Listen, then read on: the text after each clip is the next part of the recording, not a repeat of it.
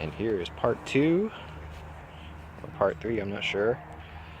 This is the, oops, turn this thing on. This is the test, the motor test. Obviously I don't have the front caster wheels installed yet. This is just a motor test, just to see that it will in fact move the entire mower on a single battery.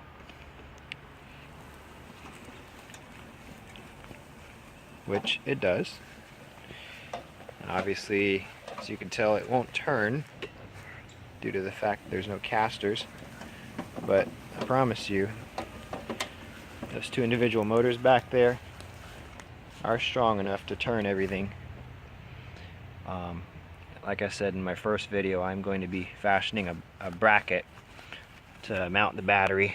It's going to sit above the two tires there, and where the battery is currently sitting, I'm going to make a bracket for that GM alternator I talked about in my first video, and it's going to be belt driven. I think I've decided I'm going to go ahead and convert the system to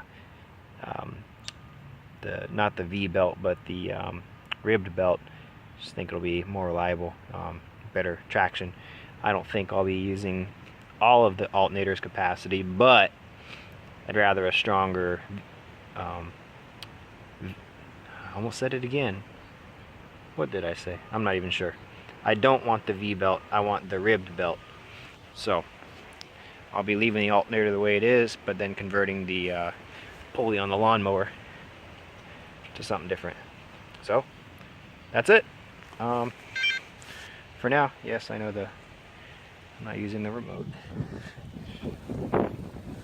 She runs.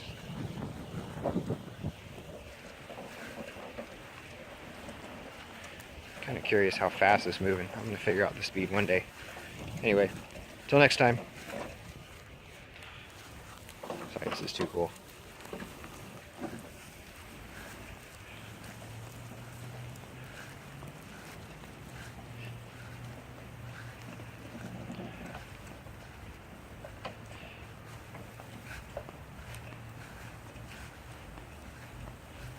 It's kind of turning. I am, in fact, trying to see if I can steer it. I know it's not going to be really tight steering, but it will turn. Awesome.